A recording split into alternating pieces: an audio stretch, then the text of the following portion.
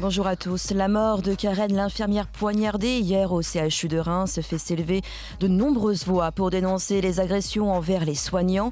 Elles ont augmenté de 23% en un an. Selon le syndicat national des infirmiers, 35 infirmières sont agressées chaque jour à l'hôpital.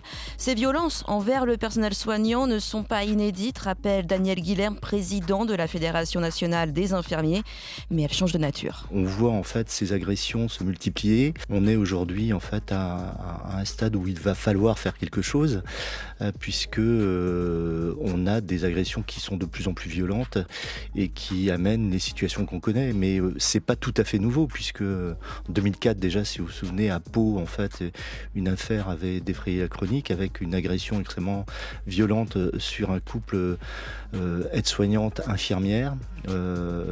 Ça se réitère dans le temps. On voit aujourd'hui que ça s'exacerbe. On était plus au stade des incivilités en fait il y a plusieurs années en masse. Aujourd'hui, on voit effectivement que les actions tiennent plus de l'agression physique.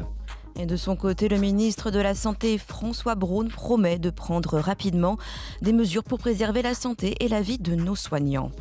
Les IA font presque partie de notre quotidien. ChatGPT pour écrire un texte à notre place ou encore Midjourney pour créer de fausses images. Mais comment mieux contrôler l'intelligence artificielle ?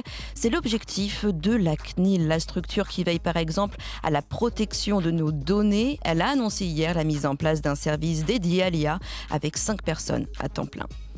Un problème de livraison, une promotion non appliquée, un abonnement forcé, ces pratiques qui empoisonnent le quotidien. Vous pouvez les signaler sur le site Signal Conso, décliné aujourd'hui en application mobile. Il est désormais possible de signaler un litige directement depuis son téléphone et même de régler le problème à l'amiable, Sophie Auvigne. Retard de livraison, problème de remboursement, fausse promo, prix non affiché. Déjà 320 000 consommateurs ont fait un signalement sur le site Signal Conso, ancienne version. L'application va plus loin. À Bercy, on parle de l'allié des consommateurs.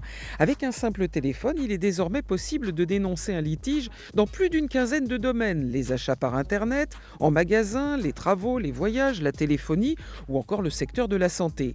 Les clients mécontents vont pouvoir faire passer leur message aux entreprises concernées. Alors ça n'aboutira pas toujours, les professionnels n'ont pas l'obligation de répondre. Mais la direction des fraudes peut alors déclencher des contrôles.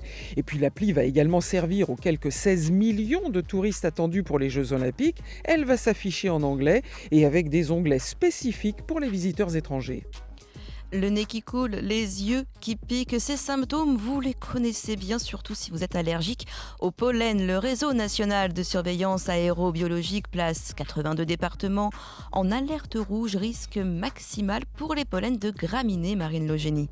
Oui, car la diffusion des pollens dépend des conditions météo. Et dès le début de cette année, les températures particulièrement douces ont favorisé la floraison des arbres et donc la dissémination d'une très grande quantité de pollen de graminées. Si le gros des allergies devrait se calmer après la fin juin, il faut s'attendre dans les années qui viennent à des saisons allergiques plus longues et sans doute plus intenses. En cause, le réchauffement climatique et la pollution dans les grandes villes. En une trentaine d'années, on est passé de 5% à près de 30% de la population allergique. Et c'est loin d'être fini, préviennent les spécialistes. Selon l'OMS, l'Organisation mondiale de la santé, on risque d'atteindre la barre des 50% en 2050.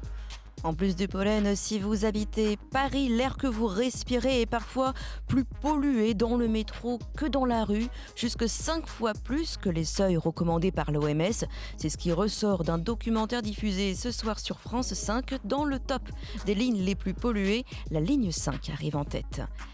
Les organisateurs des Jeux Olympiques de Paris 2024 signent un protocole ce matin avec le ministère de l'Intérieur et la mairie pour finaliser toutes les mesures de sécurité déployées pour la cérémonie d'ouverture des JO. Un grand spectacle prévu pour le 26 juillet de l'année prochaine. Une configuration exceptionnelle qui appelle naturellement à un dispositif de sécurité exceptionnel. Et pour les organisateurs, Manon Derdevet, c'est un véritable casse-tête. Le premier sujet épineux, c'est celui du nombre de spectacles spectateurs. Les organisateurs misaient sur 600 000 places le long des 6 km du parcours, du pont d'Austerlitz au Trocadéro. Il devrait finalement y en avoir moins de 500 000 pour des raisons de sécurité. Il y aura aussi moins de bateaux que prévu, pas plus d'une centaine au lieu des 150 initialement annoncés. Pour encadrer cette cérémonie hors norme, un dispositif de force de l'ordre de taille est prévu. Plus de 35 000 policiers et gendarmes seront mobilisés sur l'eau, dans les airs et sur la terre. Un plan de sécurité imaginé sur mesure après la présentation du projet du directeur artistique de la cérémonie, Thomas Joly, le metteur en scène à qui l'on doit notamment la dernière version de la comédie musicale Starmania. Midi 35 minutes sur Move. Retour de l'info, 18h45 avec 15. Tout de suite réseau avec Guérin et Laurence.